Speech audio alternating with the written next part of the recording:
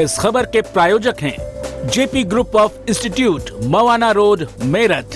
शुक्लांबरधरं विष्णुं शशिवर्णं चतुर्भुजं प्रसन्नवदनं ध्यायेत् सर्वविघ्नोपशान्तये व्यासं वसिष्ठनप्तारं शक्तेः पौत्रमकल्मषम् पराशरात्मजं वन्दे शुकतातं तपोनिधिम्। नमस्कार, मैं हूं शशिकांत और आप देख रहे हैं न्यूज़ फर्स्ट। बैकुंठ वहीं है जहां भगवान विराजे। 9वीं शताब्दी में आदि शंकराचार्य ने देश के चारों कोनों पर वैष्णवों के परम तीर्थों के रूप में 4 धामों की स्थापना की थी। उत्तर भारत में यह धाम बद्रीनाथ धाम के रूप में विख्यात है। इस परम धाम की यात्रा में आस्था और श्रद्धा के भाव सर्वोपरि हैं। आइए देखते हैं पूरी रिपोर्ट। बद्रीनाथ धाम की यात्रा का प्रारंभ हरिद्वार से किया जा सकता है। ऋषिकेश, श्रीनगर, कर्णप्रयाग, रुद्रप्रयाग, नंदप्रयाग, विष्णुप्रयाग आदि 5 प्रयागों से जोशीमठ होकर बद्रीनाथ धाम तक का रास्ता दुर्गम होने के साथ ही सुंदर प्राकृतिक दृश्यों के कारण अत्यंत रोचक और आकर्षक है। बद्रीनाथ धाम समुद्र तल से 3050 मीटर की ऊंचाई पर है। अलकापुरी से निकली अलकनंदा की धारा के पश्चिमी तट पर नर और नारायण नामक 2 पर्वतों की तलहटी में श्रीहरि का मंदिर है। पूरे यात्रा मार्ग में बड़ी संख्या में होटलों, धर्मशालाओं, रिसोर्ट्स आदि के कारण अपने वाहनों से जाने वाले यात्री सुविधानुसार कहीं भी रुककर प्रकृति दर्शन और विश्राम कर सकते हैं। ऐसा ही एक पड़ाव है बिरही। बद्री धाम एक ऐसा धाम जिसे साक्षात पृथ्वी पर बैकुंठ धाम माना जाता है।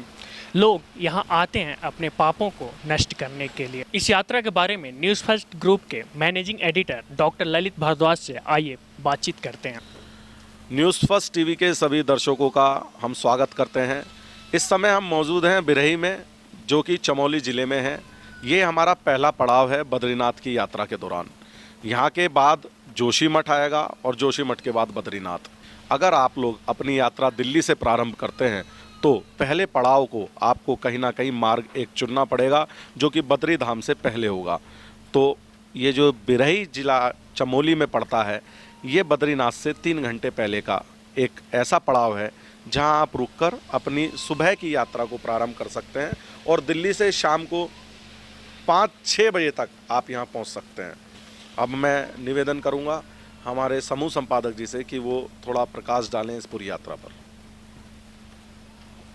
धन्यवाद। इस यात्रा के बारे में आपको मालूम होगा कि ये तीर्थ यात्राएं जो हिंदू धर्म से संबंधित तीर्थ यात्राएं हैं, उनमें सबसे बड़ी तीर्थ यात्रा जो मानी जाती है वो चारों धामों की यात्रा मानी जाती है। चारों धामों में से उत्तर भारत का जो धाम है वो बद्रीनाथ धाम है। बद्रीनाथ धाम के नामकरण और इसके बारे में धार्मिक कारणों से ओतप्रोत सभी लोगों को मालूम है कि विष्णु जी ने यहीं पर तपस्या की थी। शंकर जी से ये स्थान मांगा था। उनकी रक्षा के लिए माँ लक्ष्मी ने यहाँ बद्री यानी बेर के पेड़ के रूप में उनकी साधना में उनकी मदद की थी। और उसके बाद से ही उन्होंने उनको विष्णु जी ने ये कहा कि अब ये स्थान बद्रीनाथ धाम के नाम से जाना जाएगा। श्री बद्रीनाथ धाम से लगभग 90 किलोमीटर पहले यहाँ के तपोवन रिसोर्ट्स में सफ़र की थकान उतारी जा सकती है। पहाड़ी चोटियों की छाया में उद्दाम वेग से आगे बढ़ती अलकनंदा की धुन यहाँ आराम से बैठकर सुनी जा सकती है। यहाँ बिरही गंगा और अलकनंदा का संगम है। बद्रीनाथ की यात्रा में जहाँ एक तरफ हमने आपको दिखाया एक रमणीय स्थल, एक रमणीय मार्ग और बद्रीनाथ तक जी के जाने का मार्ग और रास्ता, वहीं दूसरी तरफ हम एक चीज़ और आपको दिखाना चाहते हैं जो कि यहाँ हमारे साथ मौजूद है। ऋषिकेश से हमारे साथ लगातार चली आ रही हैं अलकनंदा नदी। जी हाँ, यही वो नदी है जो हरिद्वार के बाद से हमारी जब यात्रा प्रारंभ हुई तो हमारे साथ ऋषिकेश से लेकर और बद्रीनाथ तक के मार्ग में लगातार चल रही हैं। अलकनंदा का ये नज़ारा भी मन को अपनी ओर आकर्षित करता है और मन को मोह लेता है।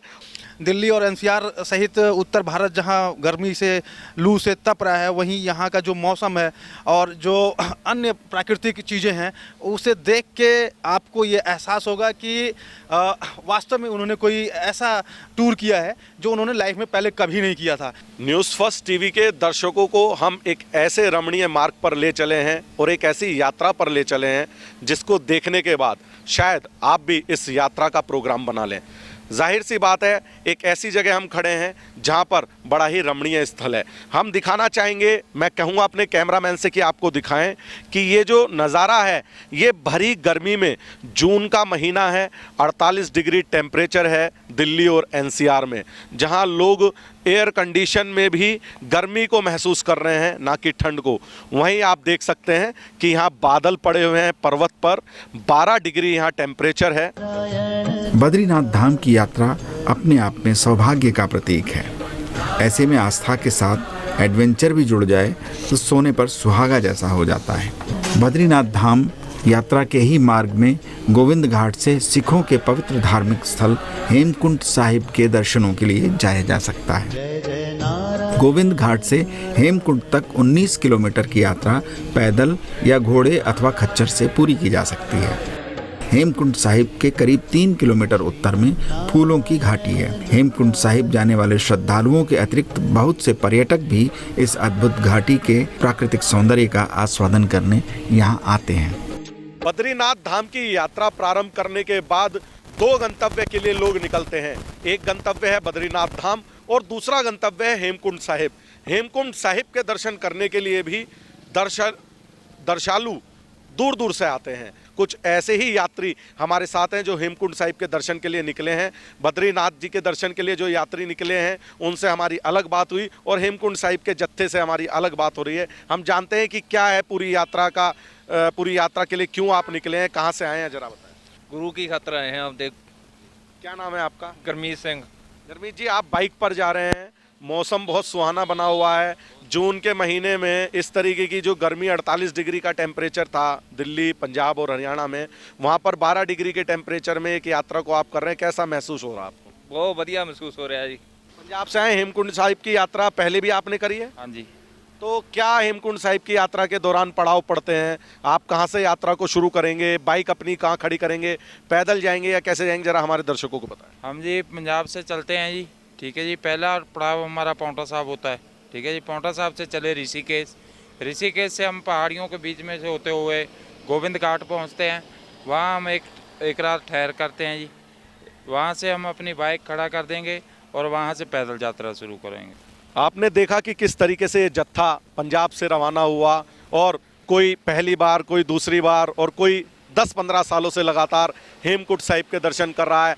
जाहिर सी बात है, आस्था है और आस्था के चलते बद्रीनाथ और हेमकुंड साहिब जैसे इस दुर्लभ मार्ग पर भी लोग आते हैं, अपनी यात्रा को करते हैं, पैदल जाते हैं, कष्ट भोगते हैं शरीर के साथ और उसके बाद भी बड़ी खुशी खुशी अपने घर वापस जाते हैं।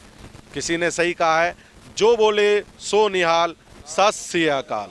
इस समय हम खड़े हैं बद्रीनाथ धाम से 5 किलोमीटर ठीक पहले हनुमान चट्टी से ऊपर। देखिए ये नज़ारा, जहाँ पर नदी के नाम पर सिर्फ एक झरना टाइप की लहर है और पूरा का पूरा सूखा पड़ा हुआ है। पत्थरों से ये एरिया भरा हुआ है और पहाड़ के बीच की ये वैली पूरी तरीके से सुनसान, सूनी और पत्थरों के बीच दिखाई दे रही है। तो जाहिर सी बात है, इस नज़ारे को देखने के बाद आपके मन में उस महाप्रलय के वो लम्हे ज़रूर याद आ गए होंगे जिसके बाद लोगों ने केदार घाटी के पास आना भी बंद कर दिया था। जाहिर सी बात है कि अब बद्रीनाथ की जो यात्रा है वो केदारनाथ की यात्रा से ज़्यादा दर्शकों के लिए, यात्रियों के लिए उचित मानी जाती है, बल्कि केदारनाथ की यात्रा पे अब कम यात्री जा रहे हैं। इस दुर्गम यात्रा का अंत होता है बद्रीनाथ धाम पहुंचकर। कठिनाई कैसी भी हो, मौसम कैसा भी हो, यहाँ पहुंचकर यात्रियों का मन पतित पावन लक्ष्मीपति भगवान बद्रीनाथ के दर्शनों के लिए उत्साह से उछाले मारने लगता है।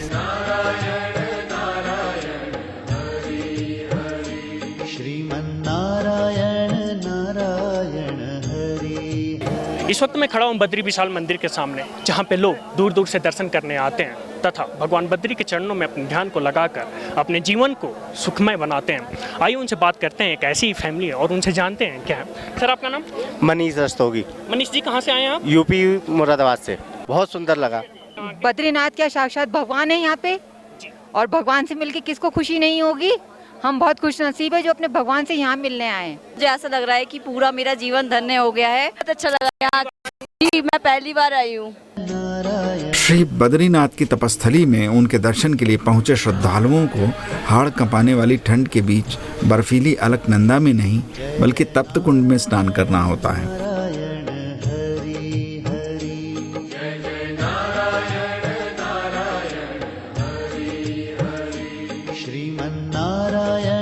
तप्त कुंड का जल इतना गर्म है कि लगता है जैसे बदन झुलस जाएगा, जबकि अलकनंदा का जल इतना ठंडा है कि हाथ से छूते नहीं बनता। बद्रीनाथ के दर्शन के बाद हम इस छोर पर भारत के अंतिम गांव माना पहुंच सकते हैं। बहुत अच्छा लगा। जिन्हें पहली बार दर्शन किए, लेकिन बहुत अच्छा लगा। बहुत अच्छा लगता है जी, और हम तो हर साल आते हैं यहाँ पे। सेकंड टाइम बद्रीनाथ है, बट माना गांव में फर्स्ट टाइम, और मेरी दिली तमन्ना थी माना गांव आने की, और मुझे यहाँ पे आके बहुत अच्छा लगा। यहाँ आपकी मुलाकात विदेशी पर्यटकों से भी हो सकती है। भारतीय संस्कृति को जानने समझने आए पर्यटक इस प्राचीन गांव में जरूर आते हैं। Was so much impressed. It's quite inspiring. We enjoyed it. Thank you.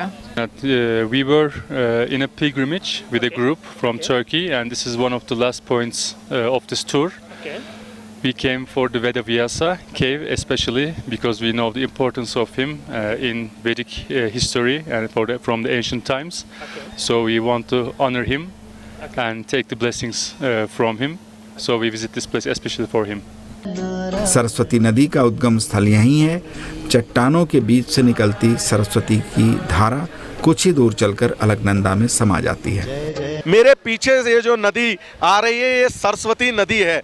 ये सरस्वती नदी का उद्गम स्थान है, जो कि यहाँ से कहा जाता है कि सरस्वती नदी का ये उद्गम स्थान है, जो कि भागीरथी नदी में मिलता है और प्रयाग के रूप में डेवलप हो जाता है, जिसे केशव प्रयाग कहा जाता है। दोनों नदी को मिलाकर यहाँ केशव प्रयाग हुआ। यहीं पर भीम पुल है, जिसके बारे में मान्यता है कि स्वर्ग की ओर आगे बढ़ने के क्रम में यहाँ सरस्वती को पार करने के लिए भीम ने एक चट्टान डालकर पुल बनाया था। यहाँ से आगे बढ़ने पर एक एक कर द्रौपदी और पांडवों की मृत्यु होती गई। अकेले धर्मराज युधिष्ठिर सशरीर स्वर्ग में जा सके थे। उल्लेखनीय है कि वर्ष 2013 में केदार घाटी में आई आपदा का प्रभाव पूरे क्षेत्र पर पड़ा था। श्रद्धालु और पर्यटक प्रकृति से भयभीत हो गए थे, किंतु यह भय अब समाप्त हो चुका है और श्रद्धालुओं का रेला इधर सामान्य रूप से आने लगा है। इस बारे में बद्रीनाथ केदारनाथ मंदिर समिति के मुख्य कार्यकारी श्री BD सिंह का कहना था। हमारे साथ श्री बद्री केदारनाथ मंदिर समिति के CEO मौजूद हैं। आइए उनसे बात करते हैं और जानते हैं। सर, पहले तो आपको बहुत बहुत थैंक यू। जय विश्व। सर, जब आपदा आई थी तो उस समय भी बद्री केदारनाथ समिति के CEO आप ही थे। तो आपदा के बाद क्या बद्री केदारनाथ में यात्रियों की कमी आई है? अगर हाँ, तो कितना कमी आई? 2013 में ऑफ कोर्स आपदा आई थी। आपदा के पश्चात यात्रियों के प्रभाव में कमी तो जरूर है, पर इस बार हम देख रहे हैं कि ऐसा कुछ डर नहीं है लोगों में। चाहे बद्री की बात करें या केदार बात करें, बहुत रिकॉर्ड तोड़ यात्री आ रहे हैं। 2012 में जो यात्री आते थे पर डे 20 से 25 हज़ार यात्री बद्रीनाथ धाम में और 10 से 15 हज़ार यात्री केदार धाम में। बहुत देश के प्रांतों से दूर से यात्री बिल्कुल श्रद्धापूर्वक दोनों धामों में आ रहे हैं। BD सिंह जी, उत्तराखंड से दूर यात्रियों में बद्रीनाथ केदारनाथ यात्रा को लेकर डर व्याप्त है, आप क्या कहना चाहेंगे? हाँ, जो ये उत्तराखंड है, यहाँ भूगर्भीय हलचल तो होती रहती है, पर जहाँ तक हम बद्री और केदार की यात्रा की बात करें, केदार के मार्ग कोई अवरुद्ध नहीं है, बद्री की मार्ग बिल्कुल अवरुद्ध है। दोनों धामों में मौसम बहुत सुहाना है। आप तीर्थयात्रियों को हमारे चैनल के माध्यम से क्या संदेश देंगे? हम तो यही चाहेंगे, दोनों धामों में बड़ा अच्छा मौसम है, इस बार का बहुत अच्छा मौसम है। भगवान बद्रीश और केदार की कृपा सभी श्रद्धालुओं में बनी रहे। बिल्कुल है। जिसको भी श्रद्धालु को बद्री की याद आती है या केदार की यात्रा है, बिल्कुल दौड़ के चले आए हैं दोनों धामों में। और आपके चैनल के माध्यम से मैं अनुरोध करना चाहूँगा, यही संदेश आप दें, श्रद्धा और भक्ति के हमारे इस देश में ये अकाल कैसे पड़ सकता है भक्ति का। बिल्कुल आए, बड़ी अच्छी यहाँ का वातावरण है, बहुत अच्छा यहाँ का मौसम है। तो ये थे सहयोग श्री बद्री विशाल केदारनाथ मंदिर के। कैमरामैन देव कुमार के साथ मैं आनंद प्रकाश सिंह, न्यूज़ फर्स्ट। इस तीर्थ के बारे में यह श्लोक बिल्कुल ठीक है। बहूनि सन्ति तीर्थानि दिवि भूमौ रसातले बद्री सदृश तीर्थम न भूतो न भविष्यति।